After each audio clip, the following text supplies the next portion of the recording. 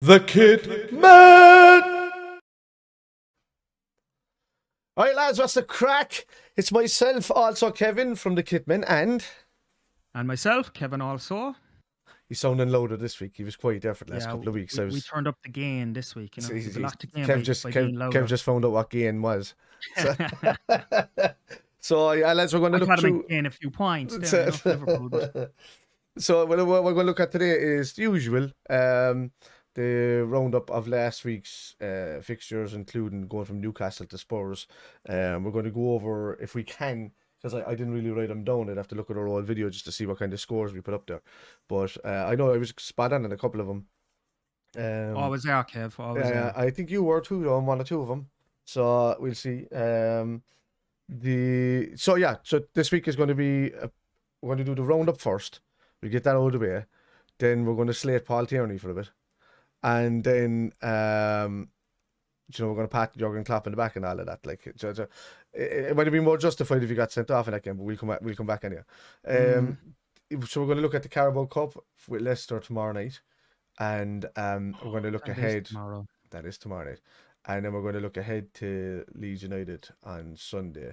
We're still trying to do this large watch along. So if anybody's watching this, lads, and you're from different clubs, or you're from, you're fans of different clubs and stuff, we are the Liverpool guys on this channel. So we'd rather hear like mixed review or mixed reviews and opinions and debates on what you think your club is doing, or how you think your club is doing this season, and how you think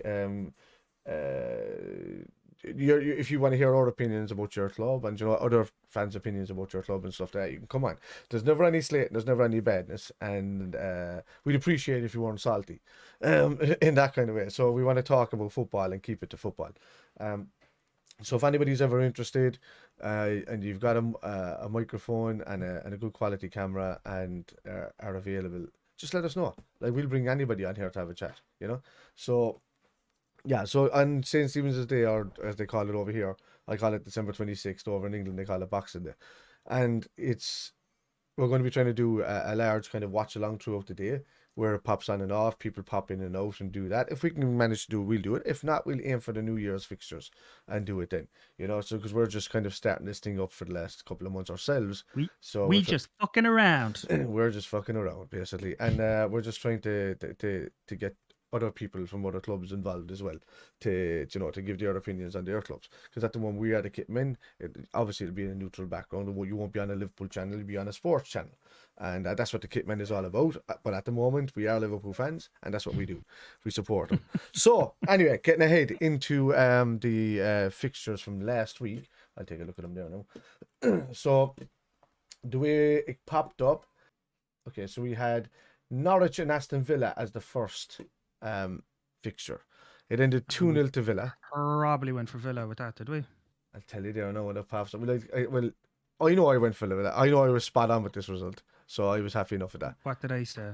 I'll tell you there now. I think you might have said the same, actually, Kev. This might have been one of the ones that you were saying the same, because we both said Villa in this one. So yeah, it's let me see it popping up. I'll just drag it here some of it. So there we go. Actually, 2-0. We both said 2-0. There you go. Yeah, we didn't give him much benefit of that, so we were both right in that one. Can you hear this dog in the background behind me? Huh? I think Flash is giving you the scores. Flash is telling me, it's like, yeah, he's giving me the right scores. Yeah. So Stevie G, showing why they replaced Dean Smith with him. I suppose that's the only thing that you could possibly do there is do that. Thank you, my love.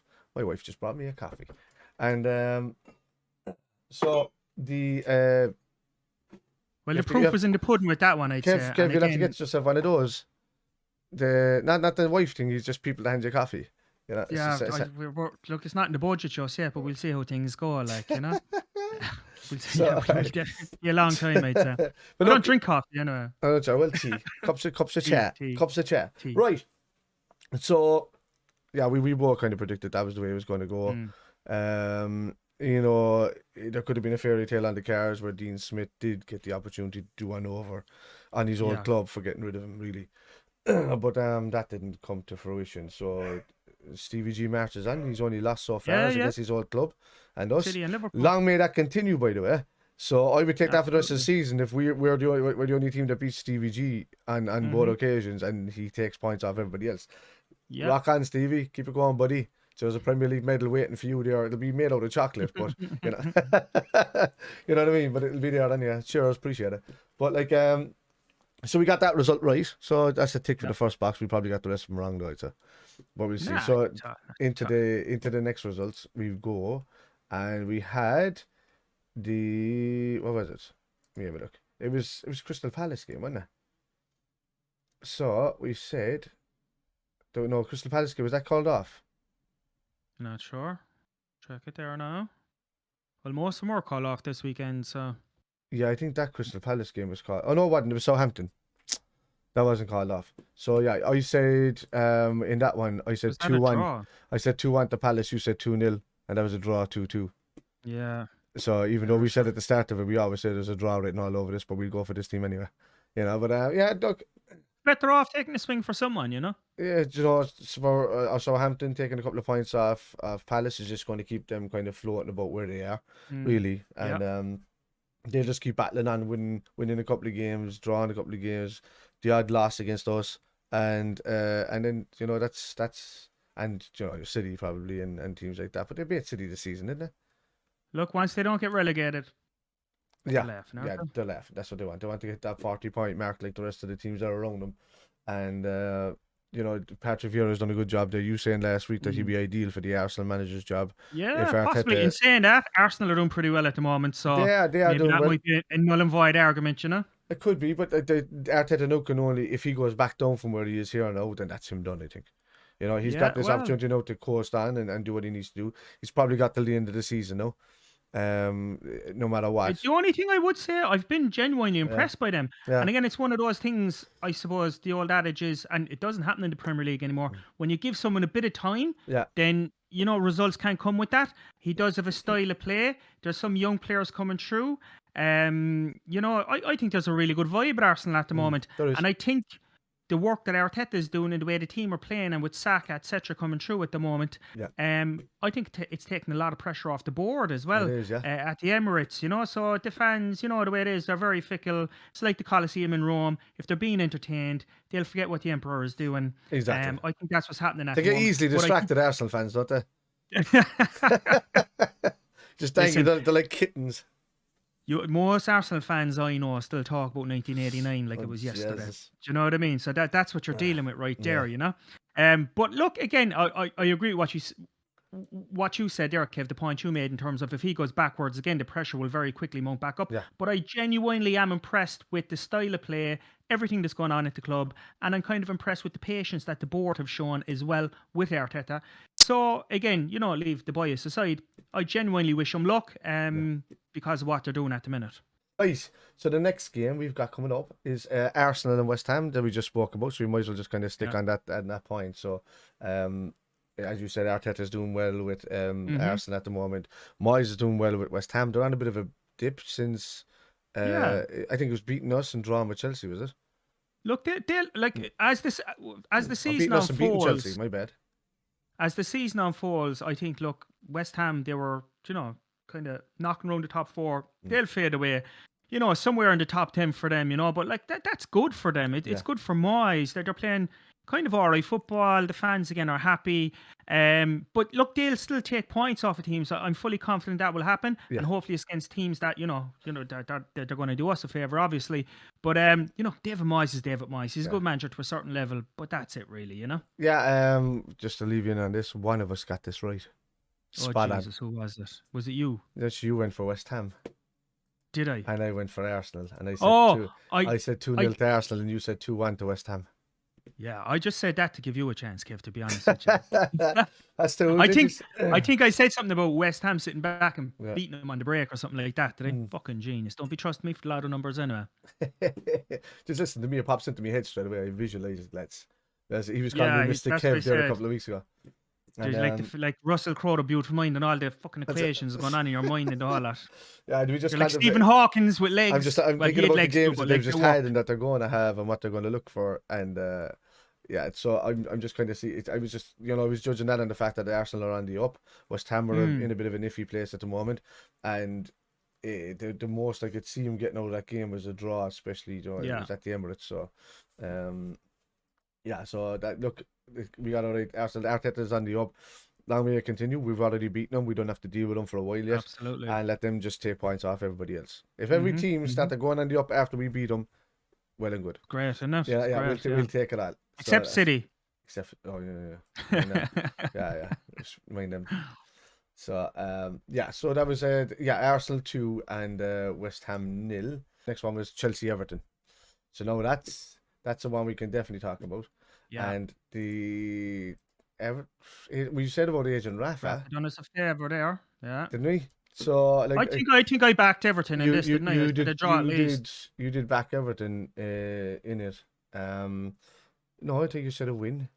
I'll tell you that in a second, yeah.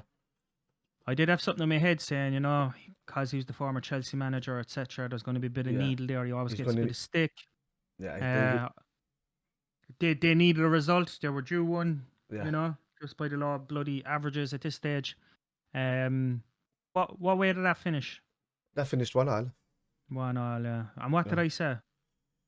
I'm trying to find it here. Let me have a look. I get it.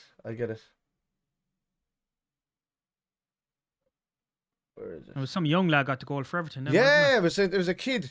Sorry, no lads, we're traipsing off at a tangent. This is new to us doing this score predictions thing and getting it in the right kind of time frame of mind. What I should really do is when I'm doing this is write it down in a notepad so that I have it for next week. Make sense, that would be handy, all right, wouldn't it? So yeah. But I think that's the thing. Like, if you're a team that's kind of half struggling, try on a couple of young players and go for it. Yeah. Yeah, exactly. No harm. Like, what have you got to lose? You're against one of the top teams. Nobody's probably expecting to get a result. Fair play to Rafa. Pulled it out of the bag and got himself a point. What's the situation with Chelsea going on there, man? They've lost one, drawn two. They could have got 7 points clear of everybody else there earlier. It's a bit of poor form in the recent games, but again, it's like, I think we've been saying it for a while that they were going to trail off as well, and we've always predicted that it is going to be between Liverpool and City. City, for the simple fact that they're a great team and they have 2 players to every position. So even if COVID hits most teams hard, I don't think it'll hit them as hard. They'll always have someone else to step in. You can make that argument for Chelsea as well, but I think if they miss a couple of players, they're half screwed anyway, I think, again, as I said before, 1 to 11 were as good as anyone. Arguably, and there's nobody's going to have any sympathy for us. Arguably, maybe in comparison to City, the squad is not as deep. Anybody in the league comparison to City's squad is going to be in trouble. The difference is, can City keep it up season after season? They have done in the past a couple of times where they've won back to back, but then they tend to, on the season that they win it, they tend to kind of have a lot of slip-ups, and they've done the same this year against Crystal Palace and stuff. I have a theory about City as well. Like, if a team puts up a bit of fight against City, I think some days they're there for the taking.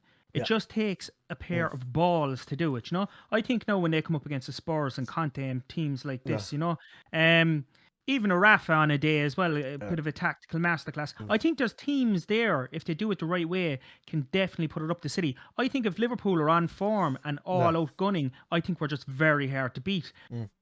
Like the other day, we were missing a few players. I think that went against us.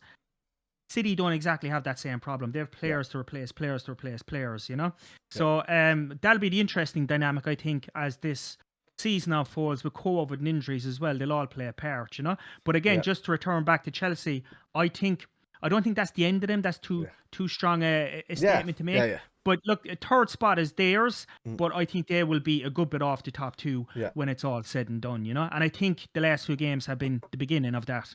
It'll say a lot in 2 weeks' time when we take them on at Stamford Bridge. Yes. Where they're going to be. Where will their confidence be by that stage? So in that game we both went for an Everton win, but it was mostly hopeful and like in our heads we thought draw. You were thinking maybe a 2-2, and I was thinking a 1-1, but we both went for a 1-0 Everton and a 2-1 Everton. So we were kind of half right. I'm happy with that. Yeah, I'm happy. So I'm not too disappointed. Yeah, so Tuchel, not too happy. Will he go into the transfer window again in January? Does he need backup? Yeah, look, he was given out. Obviously over COVID. I think they tried to get one game postponed, didn't they? Was that the most recent one? So he's kind of throwing his toys out of the pram a little bit. Look, it is what it is. They have to say something, I suppose. Will he go into the January transfer market? Oh, I think ideally he would want to. Yeah. He probably would want to. I know Kante is I know he just came back there the other day, but he's been kind of out a bit as well. I think he's one of those players, once he's out, they do miss him big time, He covers a lot of ground, he does a lot of hard work in the team as well. I don't think there's anybody else there that can do what he does, but then again, he's a bit of a one-off player, I suppose. Yeah. I think ideally he will. I suppose Lukaku was someone he brought in, to be up top and score goals. I know he's been injured a bit and all the rest of it. I don't know if he's like top mustard, to be honest with you. Yeah. I think he's kind of a flat track bully. I don't know if he's ever a top player, Kev, to be honest. And I think he's good. I think he played better when he was at West Brom. I think we're better without him. Yeah. Yeah. Like a team that plays that more direct style of football. Yeah. Him as a vocal point at the top of whatever formation it is. Once he gets the service, he's going to put the ball. No, he'll put the ball in the back of the net anywhere. But I just don't see him playing with a City. I wouldn't see him playing with Liverpool. I don't think he's that good, if you get me. Yeah. No, I'd agree with you there. I'd say on his day running through on goal up against one-on-one with the keeper, he can score a goal, no problem. He doesn't seem to create much goals for himself. No. At all, he's more of a hold, as you said, a flat track bully. He's more of a hold-up player, keeping the strength off. He could probably keep 2 lads off him if he wanted to. He's big. And yeah. So, who he reminds me of, Kev? Remember, I think it was it 0-1 when Heskey came to us first, and he had a really good season. Did he get around 20 goals? I was thinking, when we signed him, I was going, oh no, I don't want this fella. And then that first season, I was like, what a worldie, what a player. He never done it again. He never did it again. But that season, he was unbelievable. And that's what Lukaku reminds me of. I should say Evans, but it's even going into that when I'm thinking of Julia, because when you popped into my head, I was thinking about Nicolas Anelka. I was reading an article about him the other day. He had a good season for us, even when he came in. And he decided against the man and went with El Hadj Diouf. Which is my most hated signing in the history of signings. But when you think about it, Kev, there was a point around that particular time. Like, our 4 strikers were Michael Owen, Robbie Fowler, Heskey, and Nicolas Anelka. Am I correct in thinking? Like, we had the 4 of them there. That was just goals, man. Oh, Jesus. And it was never utilised, I suppose, in the way it should have. I remember I don't know if people are watching going, what are these two now? But I remember Yeri Littman came to us then as well. And I remember every time he played with Owen, they were unbelievable. And for some reason, Julia did not play Littman in enough. And I was like going, what? But look, it's one of them. I know he was kicking on and all that, but it was all upstairs with Littman in. He was just a genius of a player. He'd remind you of like a Dalglish or even a Sheringham or someone that you would just do things that you couldn't see, I know Sheringham, that was probably a couple of levels below, but that sort of player that used to sit behind and set things up for the other player, but wasn't the fastest either, Yeah, he was your usual Paulo type, dirty mullet fucker in the middle of the park. Or just drifting up, and like when I say that, I mean in a good way. Like, the passes were ridiculous, the shots on goal were ridiculous. I never understood that anyway, going back. But Julia made a lot of strange decisions, I should say, not to be going too far back in time now either, Yeah, he did. He did, in fairness. But he was a great man, so that's why he's on the flag, and that's why he's there. Like, he won trophies, and he did what he came there to do. So, like, I was always, like, he was a stepping stone to bring us back to greatness, really, I just, the one person I always felt sorry for in our history was Roy Hodgson, because he was a good manager previous and post, but he brought in with the wrong owners, and he was brought at the wrong time. I don't think he was ever Liverpool class, Hodgson. Nah, not for me. Like, to be honest with you, if I had to think of all the Liverpool managers since Shankly, he by some distance would be the worst. Oh yeah, he was the worst. Yeah. Like, I hated having him as our manager.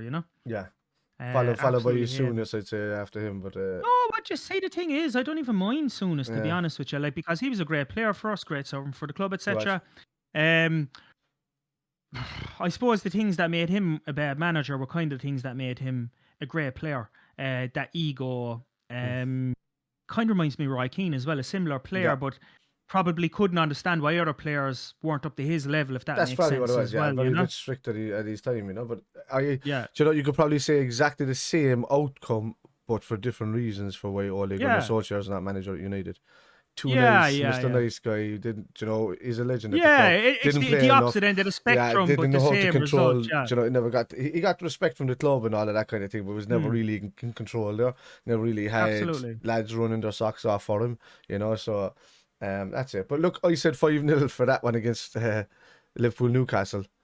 I guess we're coming into that one. And what did I say? You said 4-1, so you were close enough. I'll take that as victory, Kev. But like we were saying, granted, no lads, we were saying these results prior to knowing that Van Dijk, Fabinho, and Jones were out with COVID. So this was like on Tuesday at 2:30. So this is just before Arsenal even played against West Ham that day. Yes, correct. So this is prior, like 2 days prior to even knowing anything about this. But I'm thinking that if they were involved there somewhere, then it would have been a different out. We won 3-1. I mean, and what a rocket from Trent, by the way. Some goal, wasn't it? Oh, it was like that was a daisy cutter, a peach, an absolute beaut. One for the ages. Yeah, fantastic goal. I think that for me was the highlight of the game. Yeah. Like what an amazing foot that young lad has. Like he's brilliant. Like ridiculous. Absolutely brilliant. It just goes to show you that I've seen him doing a lot more lately. He's drifting in midfield. Right on the edge of that box, picking up that Steven Gerrard position and going to hit it. It's Klopp saying, in games that we're playing against weaker opposition, get yourself in there, and do it, or is he just doing it and ignoring Klopp, by doing it? So that's what he wants. He wants to play in that position, He wants to play where Hendo drifts, pretty much. Yeah. And sometimes you've seen him play, Kev, and you think he's like a midfielder or a winger. He's just that far up the pitch. Sometimes when you see like the angles on the pitch and you can see like like both teams basically. He's way up. You're kind of going, what is he doing? But like he's well able to do it. The team plays that way. He's again, particularly when Van Dijk is there, the cover is there too. Probably not so much so when he's not there. Again, back to the Spurs game, he got exposed a little bit, but he's able to do it. He's still like, if let's say he was moved into the midfield and he played on that point where he's drifting to the right hand side like Hendo does for cross. I know Hendo does cross to the left as well, but most of the time he'll be staying on the right. So let's say he does play in that position, drops back into midfield, comes up like that, right? And we do get a bombing right wing back for the right hand side that would come in and still play understudy to him, because he's not going to play there all the time if he has bad games, and he could always go back into right back. Then he's still going to be playing the same types of balls from that position where Hendo would be. So those looping balls, but he would probably curl a lot better and get it in there. So I don't know, like there's a call for him to be able to play in the midfield or give him a few weeks. Like for me, if I was playing tomorrow night against Leicester, I would say stick Trent in the fucking midfield and see what he's like. Yeah. There's no harm in trying it. I know he did it for England for a game as well, didn't he? And he didn't have a great game, but about England's a different kettle of fish altogether, isn't it? They can make good players really bad, so I wouldn't even count that. But look, I totally agree with your point. Against Leicester tomorrow or some sort of a lesser game, no harm in trying. Look, to be honest with you, he's still so young that he has years to develop yet, but like you could see him doing anything really from the middle of the park, couldn't you? He could be one of the best midfielders in the world and one of the most influential players on any pitch that he graces as well. I think if you take that defensive pressure off of him a little bit, then he'll turn into a world-class midfielder. Yeah. Could you imagine some of the through balls, some of the passes, you know what I mean? Some of his vision is ridiculous. Like, his vision, some of his vision on passing is ridiculous. If he was, he wouldn't have to he could probably ping balls a lot easier from drifting up further into the middle of the pack, as much as he does it off to Robertson, as much as he does it off the thing. Imagine the balls he could play through there to Mane running on for Salah to tap in, and from that side that he's coming in from, that'll be a danger point for him. Like, and you'd probably have 100%. Thiago doing the same on the opposite side from kind of coming in from the left, because Thiago likes that kind of leftish hand side of that midfield, and then you'd have. I think for him, if he was sitting back like that, it kind of again when Mike Loam was in his heyday and Steven Gerrard was come through. Just remember that telepathic kind of link that they had, and Owen would run off the shoulder. He could do that for Salah or whoever, depending on the game. I mean, endless possibilities. And again, I suppose in some ways it kind of shows the great talent we have within our squad and our team, that those things haven't even been tried yet any sort of a big level. Yeah, that's it, man. So that was it. 3-1 to Liverpool against Newcastle. It was a great game for us. Well, we made it. John Joe Shelby coming back to his old haunt. I'm a big fan of him. I never thought he was class enough for us, but a big fan. Love his attitude.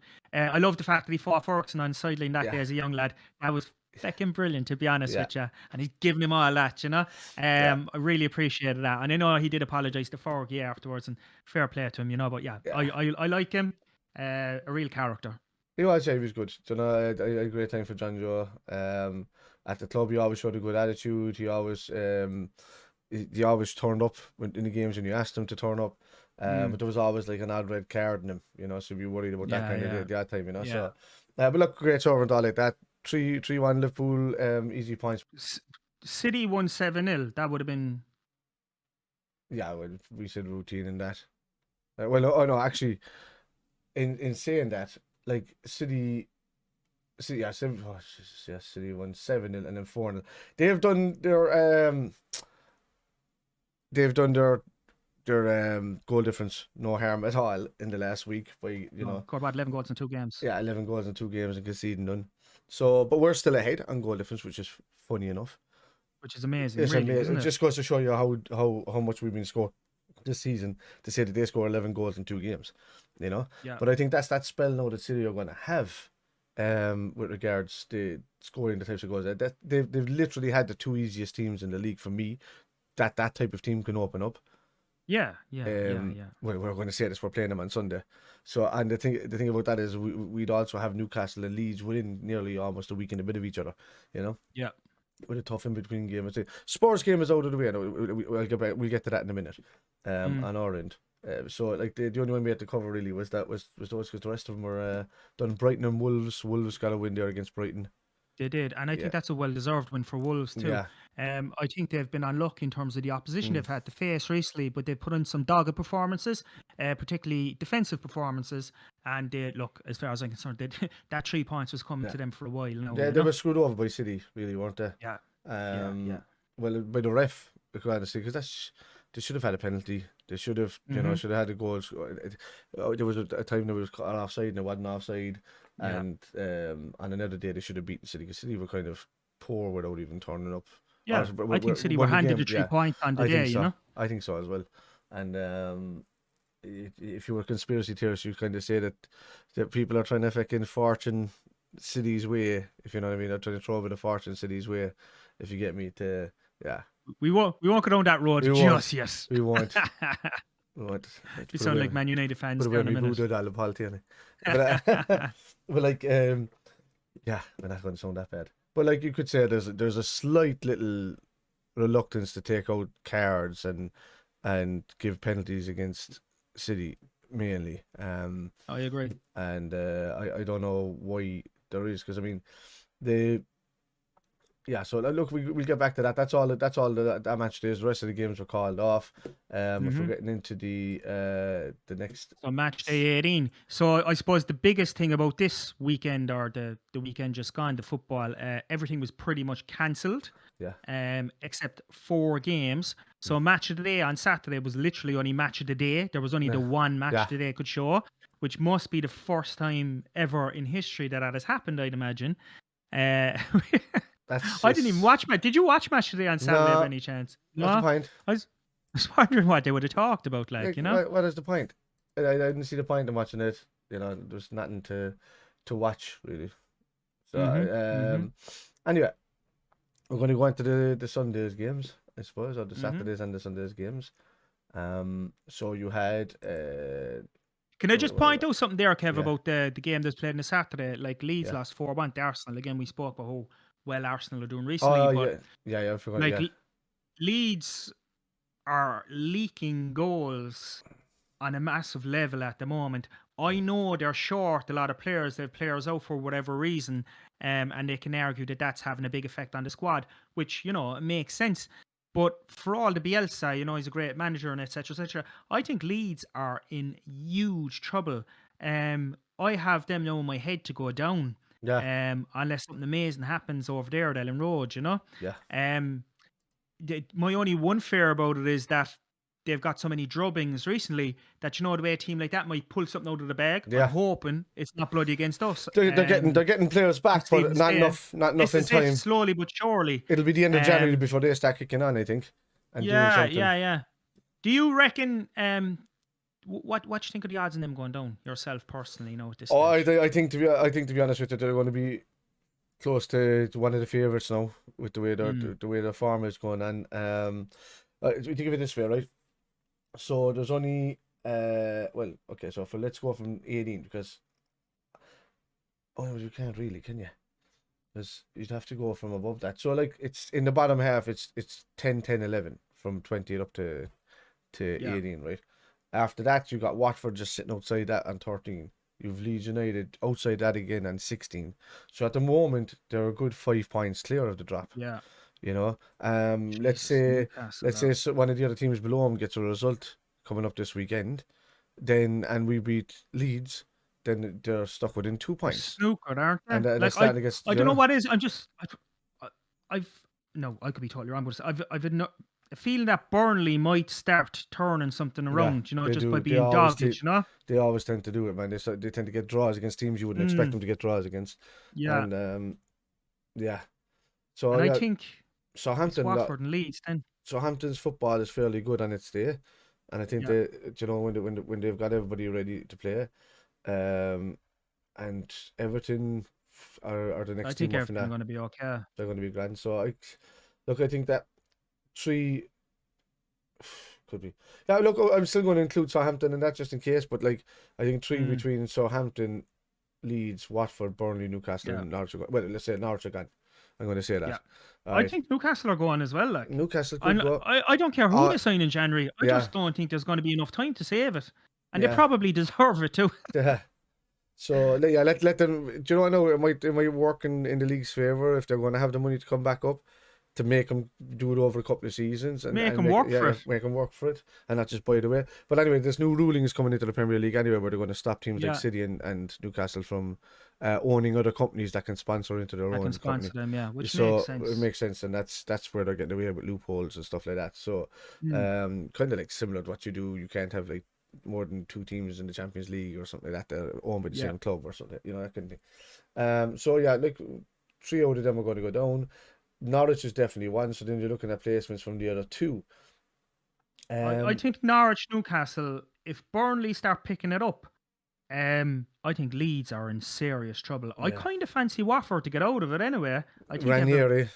Yeah, I think they've not too bad of a team. They just had a bit of a rough time, but look, we'll see, I suppose. But they're definitely in danger anyway, you know? Yeah. So, yeah, look, we'll break away from that. It's a bit of relegation talk right in the middle of the video, which is handy. We had a talking point last week about Rafa Benitez and Agent Rafa in the middle of the video, so that's handy. So, the next games we're looking at after that, I'm not even going to look at the preview ones, I think, because it's going to be... we're kind of going off a tangent there now on that one as well, because I don't even know what we said. You said it was going to be a Leeds win. I remember that. Did I say that? You did, yeah. You did say a Leeds win. I said Arsenal, because I said Arsenal. I think I'm just trying to be controversial. I ain't doing any name and Dunphy on these. I'm going, showbiz, bye-bye. Gotta put something out there. I'm just trying to get viewers, Kev. That's all it is. Yeah. It was like... It's Ruddy Little. You ran off with a young one. So there was another game we done, and that, but I think that one was cancelled. Was the Aston Villa game cancelled? So the games that took place, basically, right, were Arsenal. Hang on. This is on Sunday, no? This is on the Sunday. On the Sunday, yeah. So on the Sunday, you obviously had, it was Newcastle and Man City at St. James's, Wolves and Chelsea, and Liverpool and Tottenham. So a very good day of football, really, for any fan. Oh, so the only game that went ahead was the Saturday one in Leeds and Arsenal. So that is correct. I didn't even look at the. Do we even skip ahead? So Aston Villa and all them didn't go ahead. Was pointless even looking at that. No, nothing else. So it's just the Sunday games there now, really. The 3 there on the Sunday. I'm just trying to see our prediction for what it was with the. Oh, here we are, Leeds and Arsenal. So I wanted to see what. I think we did hope that Wolves would take something off of Chelsea. I think we did go for drawing. Yeah. There was something in that for us. I know that. Let me see how it pops up. And obviously, we said City were going to win, I'd imagine. We probably backed Liverpool to win too. We did. Yeah, I know. Well, we can get into Spurs because that's going to be a whole talking point for about 15 minutes on this, I think so. But, well, I won't say 15 minutes, but I can't see what the result was that we had for Leeds and Arsenal. Trying to leave a play away there. This is why you need to write things down, lads, when you're going to do a podcast after doing scores the previous week before. But look, I know you said Leeds win, and I said Arsenal in that one, because I said Arsenal are just too good at the moment. Leeds are still not back as far as I know. I think like I would have gone for Arsenal. I think my hope was at Ellen Road, good atmosphere. Leeds need a result, but I'm fully convinced Leeds are hooked now, to be honest with you. I don't see anything turning around, and that's not to say it can't be wrong either. But and then obviously Man City and Newcastle on the Sunday. Another nice, easy, handy game for City, where they come up against a team that are not on their level, and they literally just tear them apart. Sometimes I think City, they don't even come out of second gear some days, you know. And they scored some amazing goals as well, you know. But look, they'll do that. We've spoken about this before. When City come up against teams that aren't on their level, they will literally tear them asunder just through passing the ball half the time. Yeah, the results came up there for that for me. It was I said draw between Arsenal and Leeds. I went with Arsenal first, and then I said draw because I just said I have a soft spot for Leeds. And then your one was 2-1 Leeds prediction. So we were both fucking wrong on that. Yeah, stupid results. What are we doing? Stop listening to us, lads. But like, so City routine again, and Newcastle just awful, man. Yeah. I think even when you look at the possession stats, 72% to 28%, and then like Newcastle had 265 passes in the whole game. City 709. Like that's like men playing boys there, you know. Yeah, I mean, when you're going to come up against teams like Liverpool and City, you're going to expect to be the team that's not going to be anywhere near 300 passes. You'd be lucky to surpass that. You know, in that. So I don't know. Yeah. So I think like with regards to City, they still don't have a striker, but they're still scoring from everywhere else. Oh, listen, they are, aren't they? But they're still a team that can be taken on once you bully them a bit. Exactly, and we said this earlier, but like I think like the lack of a striker, the lack of replacing Sergio Aguero, when they come up against like top teams, this is going to be something that's going to be an issue for them, you know? Yeah. I think so. Anyway, in the Champions League, well, not only like the top end of the Premier League, but in the Champions League also. Yeah, what popped up here for me was Everton and Leicester, which was also called off. Mm-hmm. So I haven't seen what the what I don't even know what we did for that, but like it's mainly the Chelsea and Wolves game was the that's all that's left. Chelsea and Wolves. So yeah, we see the thing on that. So we have the results that we said in this. I don't know. I went for draw. I'm pretty sure I would have hoped for a draw. You know. Yeah. I would have hoped for a draw. I think we went against. I'd imagine that's what So I don't care. We're after going against Chelsea twice in that week, and twice they sorted us out by drawing. By agreeing. So we'll have to go against City next week, and hopefully we get the same result. Yeah, I think so. Yeah. Let's who they're playing. Norwich. You know. So I don't know, man. Like I said, what did I say? We try and find this. I don't know if it plays up. I should really leave the graphic points come up. I think there we go. Oh, one of us got it spot on. Who was that? It was Kevin. We both said draw. Did we? There we go. Did someone predict the score for it? Did it? Who? I said 1-1. You said 0-0. 10 you by. 10. There you go. There you go. So yeah, so it's the score. We were saying and I stupidly wrote score draw underneath yours by copying what I said over, but there was no score in yours. There you go. There you go. So anyway, put that one to bed. We can't. Sleepy bye-byes. But like the next one is obviously the big game of the weekend, which is Spurs Liverpool. Kev, give me your thoughts on this one. I suppose first of all, look, it's fair enough to say that what a very entertaining game of football for everyone involved. Yeah. I think for any neutral fan, fans of both sides, I think that's what the Premier League was all about. I think there's a couple of things to take into consideration. I kind of thought in the back of my mind that Spurs had a bit of a rest. I don't know they had COVID and everything, like, you know, but they weren't playing. Every other team, well, most other teams, I should say, particularly ourselves, have been playing non-stop. Yeah. So there could be, or at least the thought in my mind, that we could be a bit leggy. I think that proved to be the case. I think Spurs looked very fresh. I think Conte is making a great impression on the squad. You can see that they're getting fitter. You can see the style of play that he wants to implement shining through now at the moment. You could see Dele Alli on the pitch, even putting in a performance. I haven't seen him doing anything for years. Harry Kane, dirty tackles and all. At least he was trying. As for ourselves, obviously we were missing a few players in the middle. Virgil was gone from the back. That obviously went against us on the day. I still think we could have escaped with 3 points. Was it not for some very bad refereeing decisions? And I think, unfortunately, even though it was a great game of football, the referee was probably the talking point of the game, and that kind of ruins it in one sense, you know? Yeah, I mean, like, I was saying it to you earlier there before we came on, and Paul Tierney has a history against Klopp and Liverpool. He's Mm. got there's something. They obviously don't like each other. I don't know what's going on, but Yeah. He gives us no leeway.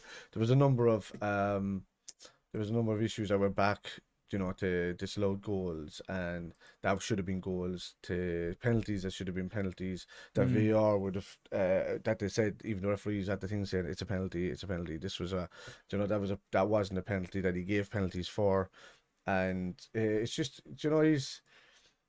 he's now Liverpool's most hated ref, really. Like, and I don't think many clubs can say outside Atkinson Howard Webb. or He's the new Howard Webb. yeah, or Moss or something lately, that how much they don't like Mm. referees, like, So look, the Is there a reason behind that? Like, yeah, there's was Tierney's there's grandfather like in a pilot in World War II and he was shot I down by the don't Germans? Like, what? I don't know. I've no idea why that's going on. Does he It's just not like Klopp because he's a certain type of personality? yeah, I don't know what it is, man. It's just he's just not. He's not been very favourable to Liverpool in the last few years, Mm. to be honest with you. So anything that he's done, he's slowed down paces of games. He blew as we were going through goal in one game. He blew with something like 8 seconds left on the clock before it even blew up. Which means, like, even with 8 seconds on our clock, which means he would have had time added on into that, because his watch stops Yeah. every time he stops.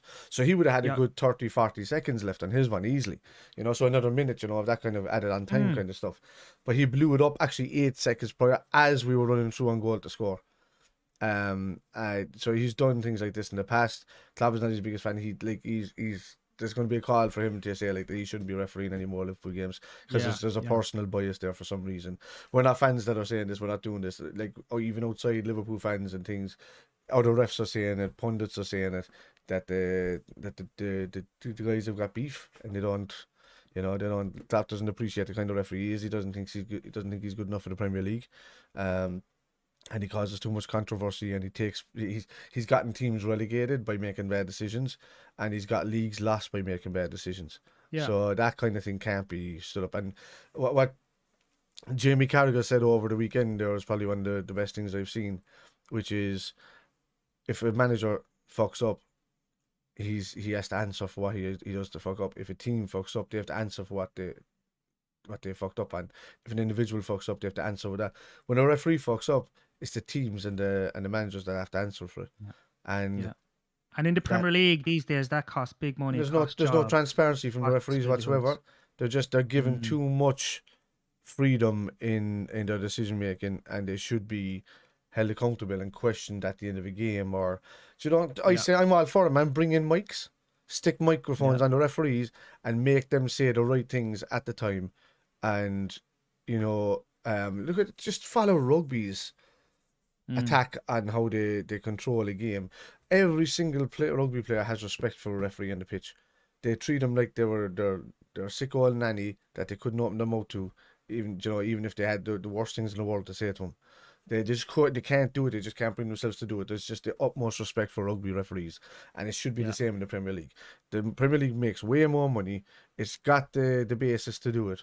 And there was one thing I seen there before. This referee came over from Australia. I remember that he was refereeing an Australian game in the A-League over there, and it was he was mic'd up for his very last game, and like both clubs gave him a send off, because the way he spoke on the pitch to the players and stuff like that was like he was known as like in the best ref in history in the Australian League before he came off to England here. I forget his name now. I'd have to look it up. I'll look up the video and watch it. I think I seen that actually. I don't think I did see that. They were the both sets of the players were just complete respect for the referee, because he was always fair, and when he made a decision, he stood there in front of everybody with the microphone and explaining out the decision why this was happening, and that's what you want to see. You're not going to slow down the game like that, but even if you didn't do that, it might slow down the game, or it might make it. You can't slow it down as much as rugby, because you want VAR to act quickly. But what you do want to do is those that make the wrong decisions answer for it at the end of the game, held accountable, and answer for it at the end of the game. I think there's a thing as well, like, even without concentrating too much on Tierney, I think there was just like some simple things that didn't happen. Like when Harry Kane made that tackle, right? It was so obvious for the world to see that was an instant sending off. Like, did VAR even review it? You see, VAR reviewed the one with Andy Robertson and told the referee he should go and take a look at it. Yeah. I don't give a shit how aggressive.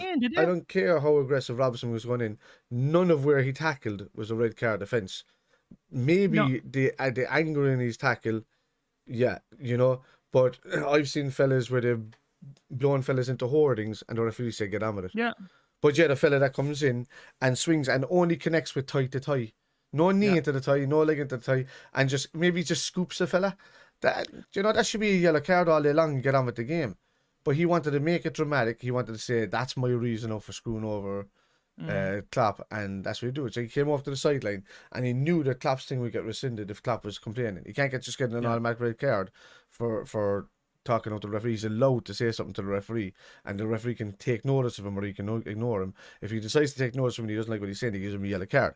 If he does it multiple times again, he gets another warning and then he gets a red. So he couldn't do that. He gave him a yellow card the instant chance he got, because Klopp was complaining at the side of the pitch. And Klopp had a bit of a bust up.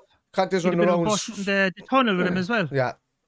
So, like, Kante was running around the place screaming, throwing his hands about the place, fucking effing and blinding the referee with all of this and that. Klopp was just asking, why aren't you looking at why wasn't VAR looking at could have broken Andy Robertson's leg. The only difference that they're saying about the VAR thing is that Andy Robertson's leg was slightly off the floor. But I don't give a shit if anybody's going into me with my leg. He could hit the leg, it could still snap as he's dangling in the air. You know, Andy Robertson seen the danger of that tackle coming towards him, and he literally had to lift himself into the air. He could have done damage doing that and all. You know what I mean? He would have broke his leg. Yeah. So that's. And even the difference in the responses from two players that were in those controversies got sent off. Harry Kane just says, I believe I got the ball. And this is what happened like that. Andy Robertson came out, went on to Twitter, did the whole thing. What I did was reckless and I shouldn't have done it. I understand it. He understood it was a bit harsh and he deserved to get a punishment for it. He just didn't believe the punishment was unjust. Whereas, you know, it just goes to show where somebody's like a fucking child and as a captain in the football pitch, and the other fella can hold himself accountable. There's a history of Harry Kane doing dangerous stuff on the pitch. Like, do you ever see the way he backs into certain players and they go up for headers and everything? He could break their bloody necks. And he's aware of what he's doing and how he does it as well. He could do serious damage to people. And again, there's this whole argument about, like, you know, being England captain and he's getting away with it. That's why he's getting away with it. It's just that simple. It's why he's getting away with it. Because of the England captaincy, and I don't understand it. Because to me, I think he's a terrible England captain. I think Henderson should have got it all day long. He's a genuine leader. That fucker can't even talk. You know, so I don't understand how he even gets fucking anywhere near it. You never see him on the pitch telling the England team to come along or whatever like that. He's just pointing like this and then he's just saying things like that, and that's all he does. I never see him. I see Henderson screaming at players. I see Rice screaming at players. I see other people screaming at players when they're playing for England. I see that fucker just stand up top saying nothing. Do you know what? It kind of reminds me of. I remember for Euro 90, it was Euro 96, I think. They made Alan Shearer captain, wasn't it? Was that 96? It was, and they took it off Tony Adams. And I remember thinking, or was it even 98? I'm not sure. No, I think it was 96. All right, maybe Adams was gone by 98. Was he? Was it the Euros in 98? Was it World Cup 96? Was it 96 2000? No, the Euros was 96 in England, France, and then 98 was France. But it was in and around that period. I remember they took the captaincy away from Tony Adams and they gave to Alan Shearer. And Alan Shearer was a great goal scorer as well. You know, Harry Kane, whatever as well. But it was the similar thing. He never said anything on the pitch. He always looked after number one. He was a greedy goal scorer, the same as Harry Kane is. And I think it's one of the worst decisions they ever made was they take the captaincy from Tony Adams. I think he was a natural leader, brilliant at his job, commanded everything from the back. And Shearer was going to do his job anyway. I don't see the point in making strikers captains. In most cases, I'd agree. I think very rare exceptions, they should be captains. But I always think, for me, the captain of the team should be in the middle of the park or maybe centre back. Can see everything. From there, then. Everything in front of him and tell everything. Tell everybody what to do. Can see it to both sides of the pitch that are necessary to do to get defensive, and that's midfield and that. Strikers are always out in their own little bubble. Exactly. You know, so... You know yourself, Kev, when you think back of even recently or when we were kids or whatever, and you think about all the great captains of all the great clubs, they're very rarely strikers. Roy Keane wasn't a striker. Do you know what I mean? Aubameyang's a terrible captain for Arsenal. But look, that just says it all. I think he's a typical greedy striker attitude, which is great for scoring goals, but it's not all about the team, I suppose. You know? Yeah, I just think most of the main teams get it right. when it comes to captaincy, they keep it to the middle of the park, and then the defence. Liverpool have it with Hendo, City have it with who's the captain of City now? They switch it a bit, don't they? Yeah, it depends on But who's even when you playing on think the of day. great captains, company. Company, that's what I was the thinking of, So that's he's a centre half, Chelsea, John Terry, all these players are in the middle of the park or at the back of the back of the team there, and they control the whole team from there, And in my opinion, unless you have some sort of an exceptional striker, that's the way it should always be. Yeah, even for me, a goalkeeper should get a captaincy over a striker, and that's very good argument. Like I would have been in favour of someone like Peter Schmeichel, Oliver Kahn, these fantastic goalkeepers. Buffon was a great captain. They knew what they were doing. They knew how to make people listen, and that's just so it should be. 100%. But look, it ended up 2-2 in the game. I said 3-0. You said 2-1. You nearly had it up until Ali made a mistake when he came out. Look, he did the right thing coming out to stop him going through. He had him. He just, I don't know how he missed that. I think at the end of the day, he thought he was going to collide with the player as well and get himself sent off. Yeah, I think he thought it might be a penalty as well. He got worried, So he should have just cleared the ball and then just tucked his legs into a fucking fetal position. You know what I mean? As much as he could. As long as he got that ball, he shouldn't have worried about what happened next. Because if he got the ball first... Easy to say that in one way, but the way that bloody game was going with some of the decisions, that could have played a small subconscious role in his thinking for split seconds, It was just terrible. It was a great opening game, and it was probably one of the best games of the season so far, but only down to the fact of who Liverpool were missing on the day. That would have never, ever, that game would have never, ever came about. We were dominant in the first 10, 15 minutes of the game, and that would have never, ever come out. It would have continued on like that regardless, had we not been so open with the lads we were missing in the midfield. You hit the nail on the head there. Yeah. We would not have been as open if Jordan Henderson was there, if Virgil van Dijk was there, etc., etc.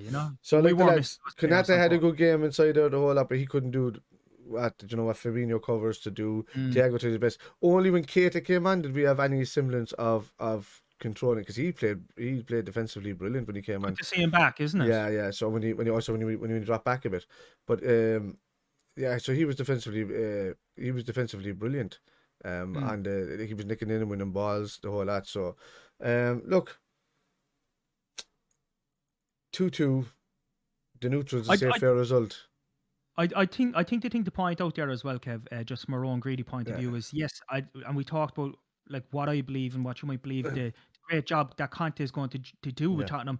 So I think like the argument could be made that within time, in a short space of time as well, other teams like City and Chelsea will go and play Tottenham, and Tottenham will be better by then, and they'll be very capable of taking points off other big teams as well. Spurs beat City at the start of the season. I think they did, didn't they? Quite sure, no, to be honest with you. I don't know if they did. Conte there anyway. I think they're going to be a different proposition altogether. I think they'll be right up there, Yeah, I think so as well. Look, for me, I think we were done over because even in that we should have had a penalty ourselves in the game. Like I nearly forgot about the penalty. We were talking about so many other things there. Like that was a stone wall penalty.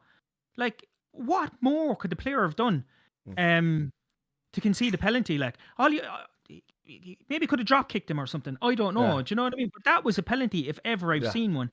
And why it wasn't given, I've no idea. Paul Tierney is your answer, man. I never give out about refs too often, I don't, but it was poor officiating. It cost us 2 points. It was. Like, that was 2 points that was down to one. Granted, that goal, that equaliser shouldn't have gone in with the Ali and Son. It was just an easy tapping. Even when I was on live stream and I was watching it, the minute Ali left it, I just turned away. I said, that's a goal. Like, I didn't even see the ball going into the fucking net, but I knew it was a goal. And, like, for me, it was poor goalkeeping from a keeper that pretty much saved us throughout the game when we did have the bad patches. So if you're going on the balance of play and how many chances Spurs did have in that first half, then you'd say maybe 2-2 is a fair result. But for me, they were there for the taking when we were Salah was very quiet. He was marked out of it a bit. But then he started getting going when he moved into the middle of the park and he was getting chances. So I don't think Salah was given enough service, and again, that was probably due to some of the players we were missing. It's the midfielders. But he seemed very on his own out there. That game was lost because of a referee and because of our midfielders' inability to cover. the through balls and to get into the spaces where those through balls shouldn't be allowed. Because for me, like one pass that went through to Harry Kane for his goal was just a straight through pass right ahead of him. There should have been normally Fabinho would have been sitting in there. Whatever side that ball goes to, Fabinho would have been in there making sure That he was reminded me of between. like some of the shocking games we had last season when we went through that pair of teams were just Yeah. breaking through us. I was like, oh my God. Yeah. So look, that we'll count that as our. If that's our bad game for the season outside the West Ham one, then I'll take that. 2-2. We're still within a game of City, 3 points, and we win on Sunday, and we're ahead of City, and then City have to go and win to take their position back. So I suppose the thing to point out there as well, like if someone told us, look, at coming up to Christmas on the 21st of December, we'd be 3 points off City with a better goal difference, you take that all day long. Yeah. You know? Easily. So it's nothing to be disappointed about. Let's keep it, because they're going to drop points throughout the season. I can guarantee you that. Absolutely. So, and we've probably dropped as much points as we're going to, because we normally get stronger in the second half of the season with the odd draw. So, and if we are going to go and strengthen in January or recall some players that are out, like we've got Harvey coming back. Yes. You know, so he's due back in January. And what a great start to the season he had, and you know, for us until the injury against Leeds. So. And what's the crack with Curtis Jones at the moment? I don't know. He had a problem with an eye, and then he had a problem with a virus, and then he caught COVID. Then, didn't he? He had COVID, and on top of that, you know. So I don't know. One thing I will say is, while we're on the topic of Liverpool and all of that, is Klopp has come out as well and said like he's not buying any unvaccinated players. He's just not buying into the hassle of it. He doesn't care how good they are. He's not buying them simply due to the fact that they'd have to separate. Or they'd have to, they'd have to separate from the squad. They'd have to train separately. They'd have to get changed. They wouldn't be allowed to do everything with, and then they wouldn't feel like part of a team. What he'd be creating there is not an atmosphere that he wants at the club. So he's just saying, just use your brain, get vaccinated anyway. But we will not be buying any unvaccinated players. So now you can see the anybody in the Premier League. That's going. Yeah, it's 77% or something in the Premier League. So one thing was 68%. But another place was saying compared to the rest of the leagues in the world, right? Okay, so like in Italy it's 98%, in other places it's all around the 90 odd, that they've vaccinated players, and all of these people down. None of these fixtures in anywhere near shape or form have been cancelled. No, there's only one league in the world that's getting cancelled, and it's the one with the fewest vaccinations, and that's England. So that just goes to show you straight away in the numbers that it's interesting, isn't it? Yeah, like that's 68% or something of the Premier League players are vaccinated, and this is where they're getting. I would have thought it would be more like. No, one place was saying 77 and the main place was saying 68. So maybe a few more, or double vaccinated, I should say. So maybe they've upped that in the last week or so, because it's gone up to 77% or something like that, because people were talking about it. With COVID coming in, they've decided to get it. But I think it's at the point now where it's 77%, which is still 22% below Italy. You know? Yeah.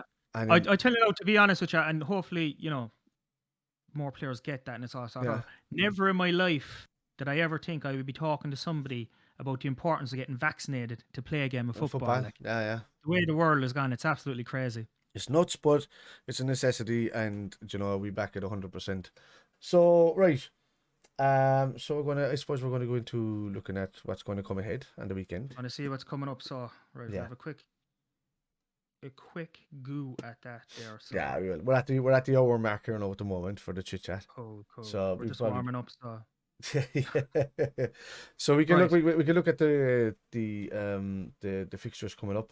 Obviously, so nothing's called off as of yet. So basically, yeah. So it's a full fixture list on the 26th. Yep. Do you want to just quickly say, right? We'll fly through the thing. We might just give us quick score predictions or whatever. Do you just want to say anything about the match tomorrow night? No, it's my birthday tomorrow, so I'll Leicester and Liverpool. It'll be me on the watch along, unless I get somebody else. Do we know any Leicester fans who want to come on this and chat to me? I don't know, man. Look, we probably get a lot of youths playing on both ends. Leicester have a big game against City on the Sunday. So and then they have us again after that. So so like I tell you now, Kev, I'd give them this game tomorrow in exchange for a good Christmas. like us just getting 3 points in all our league games. I actually like Yeah. I might be wrong saying this. I actually don't care about the League Cup in terms of the bigger picture. The only thing I want to concentrate on is the Premier League and the Champions League, and the Oh Premier League yeah, I before get that. anything else. I get that, But but yeah, I a still load of kids I tomorrow. still think, yeah, if Leicester put out the kids and we put out so most of our kids and stuff like that, and fellas coming back, then yeah, then I want to go for it. I want them to get the achievement of saying that they're winning things at a higher level.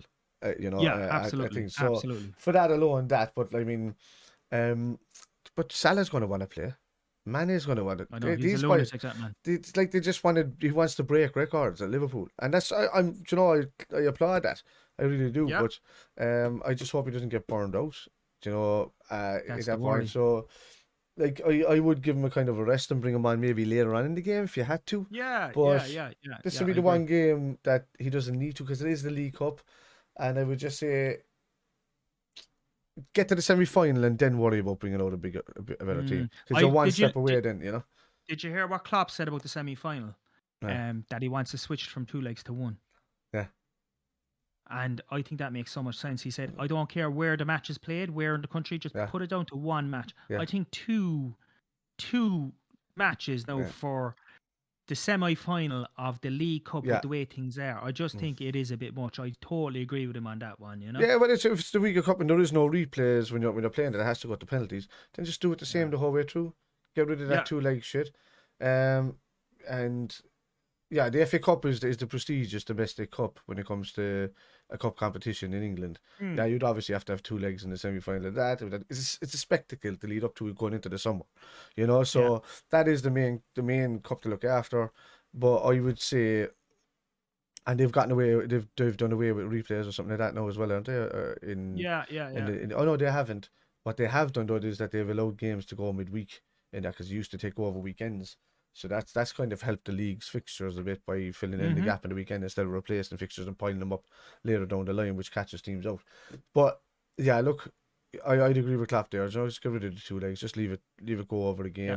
Give them something to One-off battle match. for. Yeah, give them something to battle for. There's a lot more prestigious competitions out there that can be won and Play it need at those Wembley kind of like things. they do the bloody FA Cup semi-final. Like, do you know what I mean? Just Yeah. make a big occasion of it, let them at it and go Yeah. for it and get it over and done with and Yeah.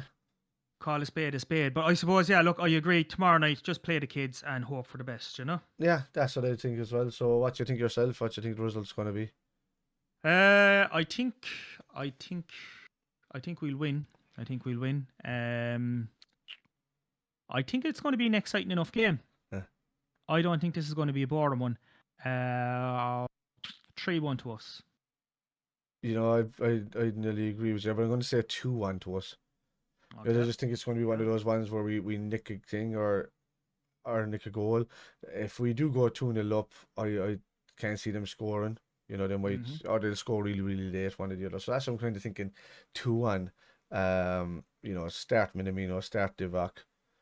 100%. Start Is Divock even fit, is he? I think Is so. he I think he okay? was on the bench the other day. Was he on the bench today? I don't think he was. There's a young fella they were talking about. Quaz. I seen him. I'm trying to remember his name now. But they were talking about him starting as well. Tomorrow night. So Well, we'll that'd be see. interesting. It For all that depends. reason alone, those games are great, Like Klopp and Rodgers have a good understanding of each other. Pep Linders takes over for these games anyway. So Yeah. Klopp steps back from this and he said, this is Linders' Yeah, even competition. the fact that he does the press conferences Yeah. is so interesting You know, as well. so- It's just something else to look at, really. That's why you know that the club is kind of run right in the way it is because he's saying this Yeah. is my understudy. So if this is the smallest tournament out there, he's the one that's going to be running the show. And Yeah, he's yeah, calling the shots in absolutely. this. And this would be Pep Linders' trophy. That's just the way it goes, And again, gives us another interesting insight as to who the future Liverpool manager might be. But we won't go down that road just yet. Yeah. So we won't. So look, I'm going to say 2-1. You're going to say 3-1. Yeah. I leave it at that. You'll see it popping up on the screen here below as we're saying it. So because editing afterwards. But so let's kick on and into the league games for the weekend. We leave our one to last as per usual. So we're going to start start then Wolves and Wolves and Watford, is it? Yeah. And Wolves are home for this. To be straight up with you, Kev, I think Wolves, I know they had a couple of defeats. I thought they were playing well. Yeah. Had to draw then as well. Based on that, I'm going to go for a Wolves win. Something around the 2-1, I'd say. I'm going to think the same. I'm thinking that the Ranieri boost is kind of leveling out now a small bit at Mhm. Watford. They will do well, they will survive, but they'll just beat the teams that are around them, I think. And they'll get the odd good results against a mid-table to top-table teams, you know. And I'm going to say, did you say 2-1 to Wolves, is it? I said 2-1 for that one, Kev. Yeah. That's probably what you're thinking too. I was thinking 2-1 as well myself, but I don't know. Jimenez is back for this after his red card, isn't he? Mm-hmm. So I'd say there might be a goal or two in him. Depends on Dennis as well. Yeah, Joe, I'm going to be different. I'm going to say 3-1 Wolves because I think they need a couple of goals after the last few results, and I think they might give it a go. Worst case scenario, if Watford could come and win it 1-0, but it could be 3-1, 3-2. I think so. I'm going to say, fuck it, I'll say 3-2. Go for it, boy. Go for it. What have we got to lose? That's It's only it, yeah. pride. Only a bit of pride at the end of the day. So the next game we've got is West Ham Southampton. Ooh, okay. So look, West Ham are at home for this one. I think that this will be a handy 3 points for West Ham. I do think Southampton can put in a good performance, but I would go 3-1 West Ham for that one. Yeah, I'm inclined to agree with you in that one. West Ham will win, but I'm going to say 2-0. I don't think Southampton will even get a goal in this one, unless Ward-Prowse steps up for a free kick or something like that, or Livramento sneaks in. Sergio Canos, maybe. Sorry, he's with Brentford. What am I saying? Livramento is what I was thinking. That might slip in. I always get the two of them mixed up. Broha is what I was thinking of. And if he's playing well, maybe he'll score a goal. But I'll say that. No, I think it's going to be West Ham 2-0. Okay. So I go with that one. Jesus, this coffee's not working enough. My baby brain. Right, so we got Spurs and Crystal Palace. Ooh, okay. So Spurs are at home for this one. Jesus. I could see arguments. I can't see Palace winning this, right? Yeah. I can't. I could see a good argument for a draw, but I'm going to be brave this week, and I'm going to go for a Tottenham. Well, I wouldn't say brave, but I'm going to put my neck on the line at the very least. I'm going to go for a Tottenham win. I think Harry Kane is going to score. Yeah. I think he's going to have a good game, and I think 2-1 win for Tottenham Hotspur at home. Yeah, I think it could be a bit more, to be honest with you. Do you think so? Yeah, I think so, because I think Vieira's done well at Palace and all of that. But the way Spurs played against us the other day, they're going to have that in their mindset that they can break down teams with 4 at the back, with their 3 men at the back. I think, yeah. Yeah, so I think that you're going to see a lot more passes played through to the feet of Kane at the Son onto Kane, back and forth. Conte wants Kane playing a bit further forward in the pitch. He doesn't want him coming back as much, which is going to allow the likes of Amora or a Dele Alli to get on the ball as much as they did as well the other day. So, Dele might even get the goal in this along with Kane, the Son. So I'm thinking a 3-0, 3-1. So I go 3-0. Because maybe it's at Tottenham Hotspur Stadium, so I'm thinking that Crystal Palace, if Spurs score 2 early goals, I think they'll just stop. They'll maybe nick another one in the second half, and then I don't know if Palace will get one back in there. Palace won't be up for it, so if they go 2 down. Unless if Zaha turns up and says, "I'm taking it to Spurs today," then you have a different. That could happen. That could happen. But I'm saying, what age is Zaha now? Geez, or Zaha? 20. I know. I said Zaha first, and then corrected myself to Zaha. It's he must be 29, is he? I always thought he'd be a good fit for Spurs. Do you know that? Yeah. And with someone like Conte there, Jesus, I think he'd suit that club down to the ground. But Arsenal even, man. He's got that kind of Arsenal as well. Left wing over Aubameyang. He'd be a bit applied than Aubameyang. Out in that left things wing. will go on anyway. So Spurs 3-0 for me. Okay, and I said 2-1, isn't it? 2-1, yeah. 2-1. Okay, we'll go with that. Who's next then? Norwich and Arsenal. Oh, Jesus Christ. Norwich are at home for that. I don't think it matters who's at home for that. Yeah. I reckon Arsenal are going to win this, and they're going to get 4 or 5. And I think I don't even know if Norwich will get one, but they might grab one. I'm going to go fucking 5-1. I'm going to go 4-0. Okay. Arsenal. I don't think Norwich will get a goal unless they score it first. Could be a cricket score. Yeah, I think 4-0 to Arsenal. They're on a good vein of form, and they can dominate teams like Norwich and they'll tear them apart. Yeah, so I think it's a 4-0 game. You're saying 5-1. All right, cool. Yeah. Next one, is one of the biggest games of the weekend, actually. Man City versus Leicester. Ooh, at the Etihad as well. Mm. Okay, so thinking with my head, I would say it's a City win. Mm. I think Leicester play a very good style of football, but I think City can tear them apart. But what I am hoping is that Rodgers can cause an upset. And what I mean by an upset is get a draw at the very least. A draw would suit me down to the ground. With the way previous fixtures have gone in, this only a Vincent Company worldy there in the season that they Yes. just beat us, kind of won them the points against Leicester that time. But Leicester have a good way of defending against City when they do play, especially away from home because they become more of a defensive unit. And he plays, Yeah. he deploys different players to do that. So look, I'm going to say a draw in that one. Although it could easily be a City win, you know. Do you know what? I'm going to say a hopeful draw as well. Yeah. Now, that there's bias coming into that. I'd Yeah. go for City, but I'm going for a hopeful draw. Yeah, I'm just thinking Leicester have a way of defending against City, and they can do. And Yeah. you know, didn't it? No, it was West Ham that knocked United out the season. Who knocked? Was it Leicester knocked City out of the League Cup? Was it the season? I'm trying to I think. don't know. The League Cup's a totally different thing, though. It Isn't it? is, yeah, it is. But I know they did fairly strong squads going into it. But like, yeah, no, I'm going to say a draw because Leicester is one of those teams that could probably defend Yeah, it could cause an upset there, couldn't yeah, and they could counter as well, you know. So Yeah. I'm going to what kind of draw are you going to say? Ooh, 1-1. I'm going to probably say the same. Okay, Yeah, I said that's fair it's hard to stop City scoring, and if they did, it would be enough. 0-0. But I think there's a goal in Leicester, there's a goal in City, there's a couple of goals in City, There but is. yeah, I'm going to say a hopeful 1-1 as well. So I'm kind of hoping City have scored so many goals in the last two games, they'll dry up a little bit, like, you know. So we got Burnley versus Everton. Oh, interesting match, and Burnley are home for that one. Oh, Jesus, this kind of has draw written all over it as well, doesn't it? It does, but for me, I'm going to go for Everton this time because I would too. Because of the result against Chelsea with the younger things. Yeah. I think Benitez, if he does get a couple of players back, he's going to have them mixed with some of the new lads that he's like the look of. Because he wasn't afraid to play a couple of young players back in the day either, like, but they'd have to be, you know, his philosophy. But for them to go away and get the draw that they did against Chelsea, who's to say they're not going to be up for it against Burnley? But Burnley they're a kick shit team, and they'll come at you and come at your legs if they need to. So yeah, I think Rafa can can get a win there. Like, you know, I think as well, he yeah. can. Yeah, I think I'd fancy 2-0 to Everton. I'll say 2-1 because Burnley they're capable of scoring a goal at home. That's what I was just thinking, an old set piece or something, you know. But I said, you know what? Would there know or somebody like that will pop up with something, you know. So I'll go or all over Cornet could, you know, easily against a team like Everton. But look, I'm going to say 2-1 Everton.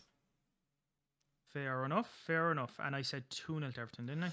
Now, another big game of the weekend. Just only for the fact of form of Aston Villa and the form of Chelsea at the moment. So an interesting kind of meeting there, really, isn't it? It is. So you've Aston Villa, you know. They're at Villa Park as well. Villa stopped them a couple of seasons ago from, I think, even getting into the Champions League in there. So, they knocked it. We took over third because Villa beat them last season. You know, or something like that. No, Chelsea didn't they beat Aston Villa start of the season? I'm not too sure. But look, that was a different Aston Villa side. It was different game of ball now. Jurgen's got a well drilled team there now, man. We found that out the other day, and I think that Villa can get something out of this. I really do. I think so too, particularly at home. Yeah, I think Chelsea are not firing on all cylinders. They're not scoring goals like they were early on the season, and I think that Villa can probably use, if Watkins is on form, they'll score. You know. What do you think the score is going to be? I should say draw, but I'm not going to say that, man. I'm thinking that Chelsea might be able to score and Aston Villa can get a 1-0. 1-0. Okay. Yeah. Okay. I'd be thinking something along the same lines. I think Chelsea are just going through a little bit of a dip at the moment. Villa are on the up. They're also at home. Yeah. I think Villa they're stronger than people give them credit. Yeah, they are. I'd still fancy Chelsea to get a goal. I would go 2-1 to Villa for that one. All right, cool. Brighton and Brentford. Oh, Jesus. Talking about a draw written all over it. Both teams have been rested pretty much all week. They haven't played, you yeah. know. Brighton have games in hand, Brentford have games in hand. This could just be an all-out fucking affair of goals. To go for it, yeah. Yeah, you know, Look, I so suppose there are two what they might refer to as smaller mm, clubs and smaller teams, yeah, but they play a great brand of football, yeah, both of them, and they both try to yeah, do things the right way. So they're to be appreciated for that fact alone. yeah. Brighton are at home. I would go for. I'd go for 2-2 draw on that one. Maybe you know, you're along the right lines. I don't know if Brentford are going to be having the form to win it or not. Mm. But I would say that they'll score a goal or two. All right. I'm going to say 3-2 Brighton. Ooh, Because interesting, interesting. I think that Brighton are at home. Potter has them defending really well. They're capable of getting draws against everybody in the league pretty much at that Yeah, when they're on form, and they make team like they did it to us, and both teams did it to us actually, like, you know, but we were just kind of unlucky against Brentford. it's shit, unfortunately. So Brighton, yeah, I think Brighton will take that there, 3-2 around that. Yeah. I don't think it'll be a Okay. 2-1 thing. I think they'll score a couple of goals early second half. It'll be like a 2-2 or something like that. And Okay. you know, Brighton might go 3-1, might go 3-2. So we see. Yeah, 3-2 for me. Right. Cool. The last game of so before we go on to the Liverpool game, Last game. obviously, so the second last game. The last game of teams outside Liverpool is Newcastle at home to United. Okay, so I don't think either team is that great, Yeah.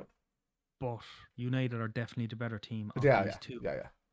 I don't think there's any doubt about that. I think Mhm. United are also a team that are on the up in Yeah. certain ways. Newcastle not so much, even Mm. with the new manager and the new owners, etc., etc. I think there'll be a good atmosphere in St James's Park on the day, just because of the time of year that it is, and everyone's going to be locked. Yeah, Is and what I everybody's like, 4 days to be spent money. Yeah, yeah. You know, They'll all so have their tops off in the freezing cold because the yeah, Geordies are mental. yeah, I don't think there's any cases of COVID up there. It's too cold nah, altogether. too cold. Yeah, Um, but look, all that being said and done, I think based on the strength of United team and what's going on there at the moment, and when I say United, I obviously mean Man United, I think United will get the victory there. And I think they could win it by 2 to 3 goals. I'd love for Newcastle to get even a draw out of it though yeah. for the crack. So I'll say, do you know what? I'll say 3-1.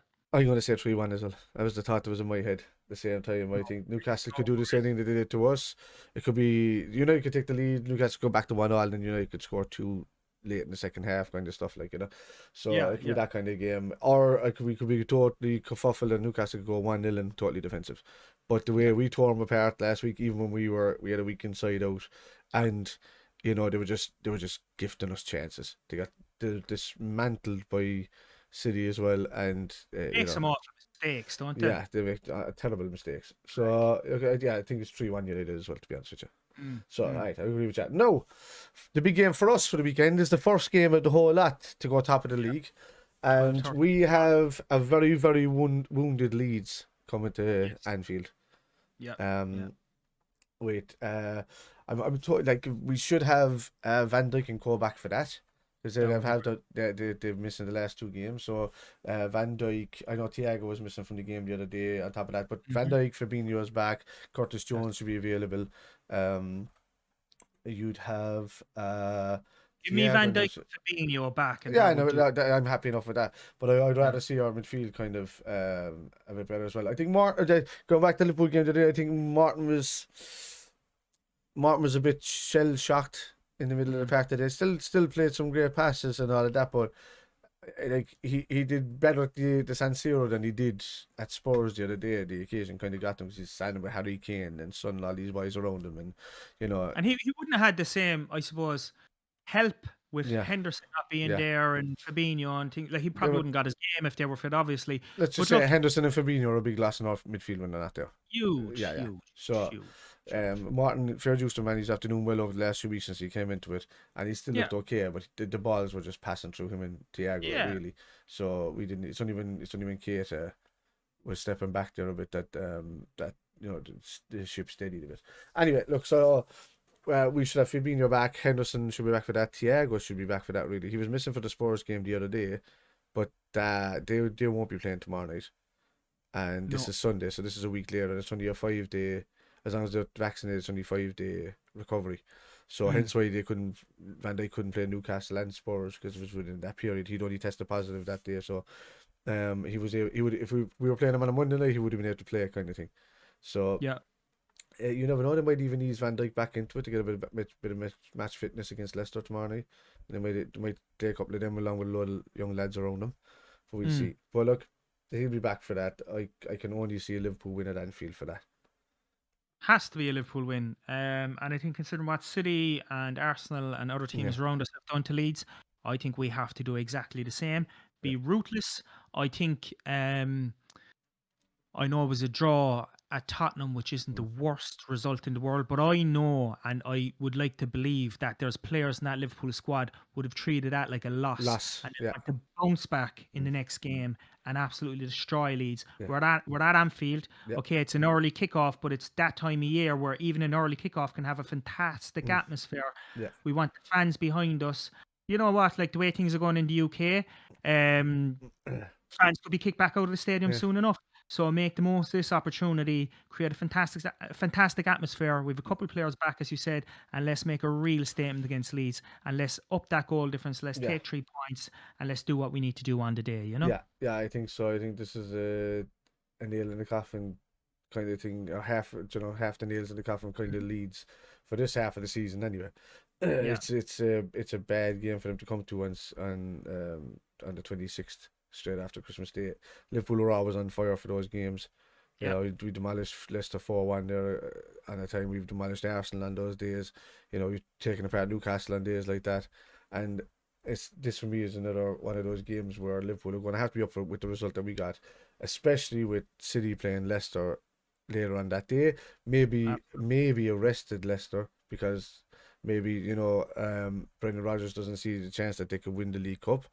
And maybe, especially playing Liverpool, and his eye is maybe on trying to pull back the gap in points to get into to near the top 4, or at least into European spots. He wants the top 6 minimum, really, doesn't he? That's the kind of thing that he has to do every year.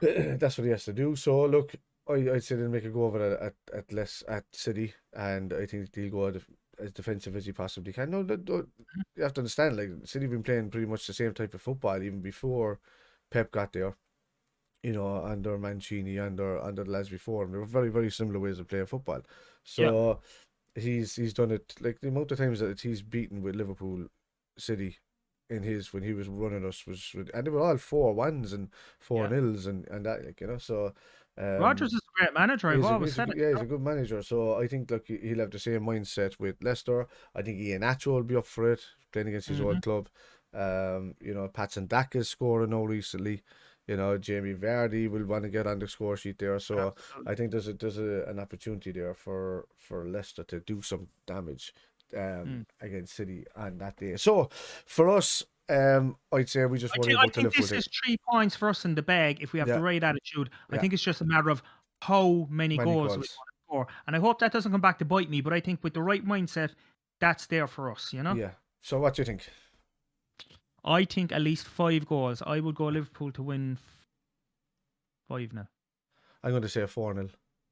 Okay, that's probably more realistic. Yeah, I think I'm going to say a 4-0. Just it's Christmas. I want that extra present. Yeah, I don't want to lose. I want us to have with Van Dijk back in the squad. I want us to have a clean sheet. I want Ali to have a clean sheet straight after making that mistake. I want that, and Klopp will want that. So I think it's going to be a 4-0. Score early against them. Get out of it. If we score early, it'll be your result. Even more so. If not, and we kind of score in the 20 minutes, you could be looking at a 4-0. That kind of I think if we do score early, I think they'll just pack it in. Yeah. The heads will go down. And what do you think? Do you think Bielsa will last the season?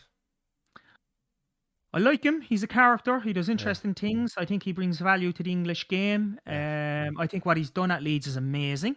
They were struggling to get back up to the Premiership for such a long time. I hope he does.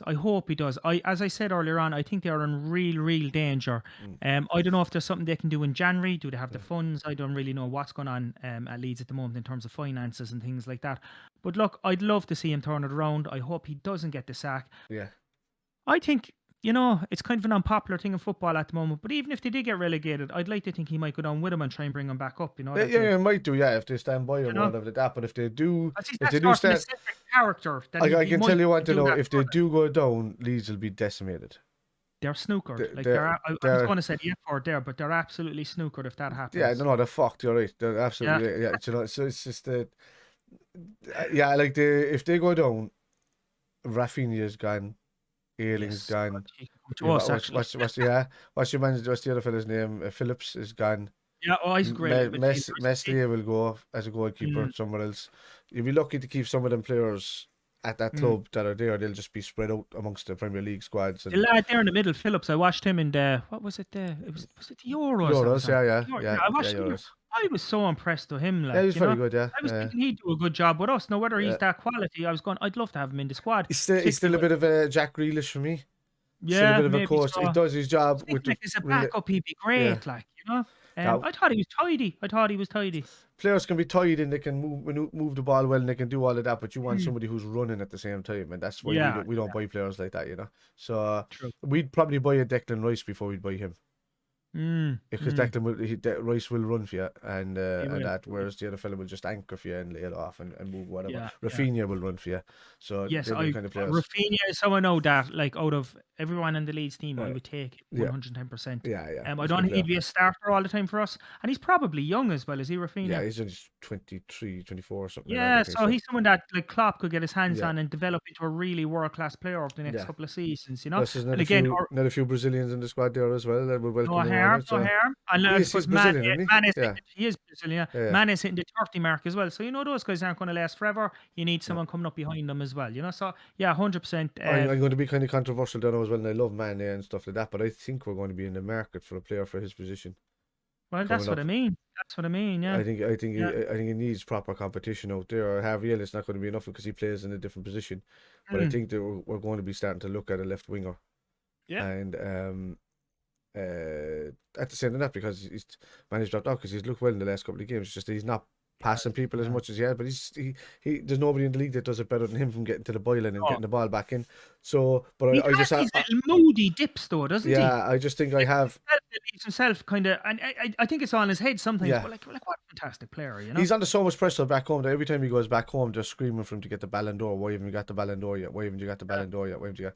And he just finds that that's his pressure. Like, I you know? think his biggest problem, and not his biggest problem, I just mean maybe psychologically in his own mind that he's trying to be as good as Salah, Mm. and in some ways he is, but in other ways he's never going to be Yeah, Salah. Do you know what I mean? So he just needs he's to not play got his the own same game. goal scoring prowess. He's That's what he's missing. yeah, like he's you have to I think understand. he could be arguably a better player than Salah in certain ways. Yeah, Do you know, like dribbling, going past two or three? No, not the amazing way that Salah does it, but the kind of more consistent, just playing around with the ball on the outside of the box, yeah, keeping one or two players busy. Salah doesn't really do that. He's a bit more direct, a bit quicker, yeah. and he kind of goes through players. So So Mana Mane, has his own qualities, you yeah, know. Mane and Jota are, and even sometimes Bobby are up to 20 goals a season forward. Yeah, You know, whereas Salah's a 40 goal a season forward. always. You Like know, Salah will so. always score tons of Yeah, goals. yeah. I suppose So that's that's the difference there, which is why there's a difference there now when they were talking about like FSG. I think it turned the corner where it comes to Salah and doing the wage structure differently and stuff like that, which yeah, is only yeah. right. He's the best player in the team. I don't think anybody else in 100%. that team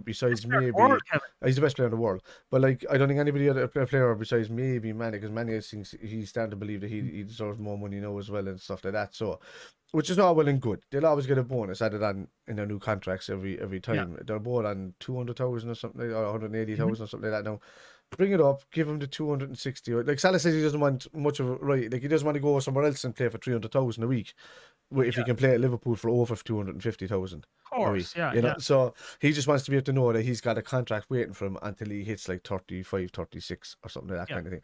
Now, in saying that, we can still make money off of him going to a different team at 34, but he's only just hitting 30 coming up in the next Yeah. season, you know. I think there's So years left of that lad. Like he looks after himself so well, man. He can look. He's the same standard as Ronaldo.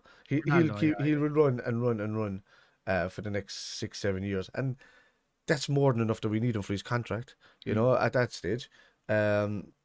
And again, he's someone that I could see even say the pace goes a little bit. I think like his goal scoring instincts are so good that he could go into the middle Yeah. and become a top player there as Yeah. well, you know? Yeah, he could. But look. That's just the way that is there. For me, it's a must 3 points on Sunday. I Mhm. think it's you know I think that Chelsea and City have the worst as they call it Boxing Day Yeah, of the fixtures, and we need to really capitalize on that because we didn't at the time that Chelsea went out to 10 men.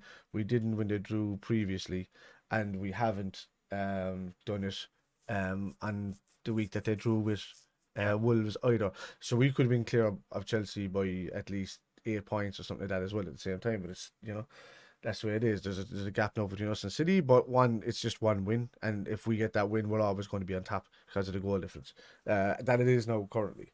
But look, and also in that added bonus, right? It's the first time in 4 years that Liverpool haven't been on top of the league at Christmas, and also I'd like to take off the mantle off of us as being the only team to be top of Christmas and not win the league by the end of the thing. So City can have it for Christmas and then take that mantle as being come into that mantle with us and you can have that, you can take that away. But look, yeah, I can see they were too strong for them. No matter who's back in their team, it's still their defense is the problem. They've kind of got our old problem of trying to outscore teams to be able to win a game, but I just think they could be taken apart so easily.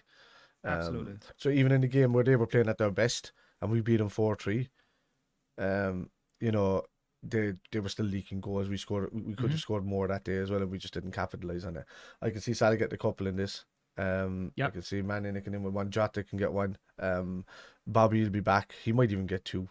So that's where Hopefully. we're thinking. It could be 4 or 5-0 or whatever like that. If we score early, a couple of goals early, then our scores are going to be blown out of the water. To be honest with you, I And think we can let's match. hope We we can are match correct. City's results. We just have to be up for it. We have to appear. That was our last league game there before the Leeds game. The lads are going to get a break tomorrow, I think. Those that choose to take a break. And excuse me, I can see us only driving on from there. So I think 4-0 for me. You said 5-0. It could be more, but I'm kind of going at an average, to be honest with you, of a Yep. game where they could get a little bit tighter and we might score a couple of goals late. But we see it. But yeah, that's an hour and a half ish over there. Is it? Jesus We were Christ, only that's talking about football, before man. this about keeping it to like 45 minutes for episode or something like that.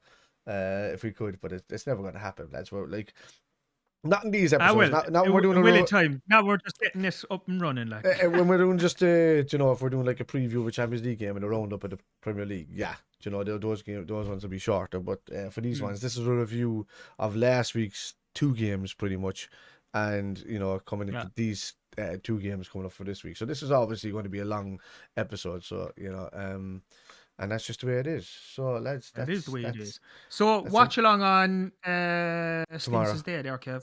Oh yeah, Oh, well, there's a you're doing the watch watch along. along tomorrow. We're You're doing trying the to watch get the along large tomorrow, watch yeah. along going on, lads. If you've managed to stay this far and listen to us, we're still looking for people that want to come on that have a camera and a good quality microphone. We prefer if they didn't talk through their laptop microphone if you get it.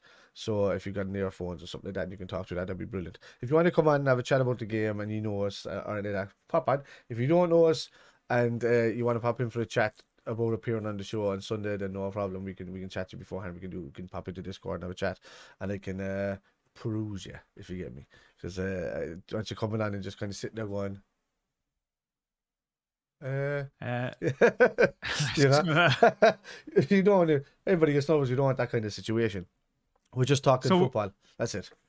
we'll do, like, you're going to do the watch along tomorrow night for the Leicester match. Yeah, I won't be around, but yeah. we'll both be there on the morning of that Sunday morning, Sunday morning. for at the very least doing the watch along for the Liverpool game Yeah, against Leeds, yeah, and hopefully we will have some other people to chat to as well on the yeah. same day. And if just and if talk we shit about do that, football. we'll take a break and that we'll bring people on and we'll start looking at other games simultaneously that are going on around the 3 o'clock kickoffs.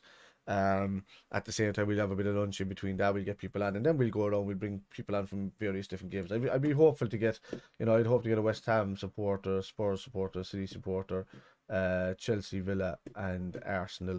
Where we can get a couple of United ones from most places. They're like shit in your shoe. So so yeah, that's it, lads. That's our roundup. And You'll be asking me to come on, then you insult everyone. Then come on and insult me back. It's all right. Right, lads. So from right, Go on, lads. say So so. all right, lads. So from myself, also Kevin from the Kitman, And me, and Kevin, for fuck's sake. You done it. Aye. Right, you do it again there now. Aye, so- Right, lads. I won't say the Kitman thing this time. Go on. All right, lads. For myself, also Kevin, and And me, Kevin, also. we got it right. From the We Are the Kitmen. We'll see you tomorrow night for the watch along. I'll be on myself. Anybody wants to join me from that? Any Leicester fans out there want to pop on and have a chat? Let me know. Also, we've got Leeds on Sunday. I'd like some Leeds United supporters. I know a few of them, but whether they turn up or not, I'll never know. They were there at the start of the season last season when they were promoted, but they just seem to disappear now recently. There's no chat out of them. But anyway, lads, We Are the Kitmen. We'll talk to you tomorrow night. Thanks very much for watching. Good luck. Goodbye. Schlan. The Kitmen!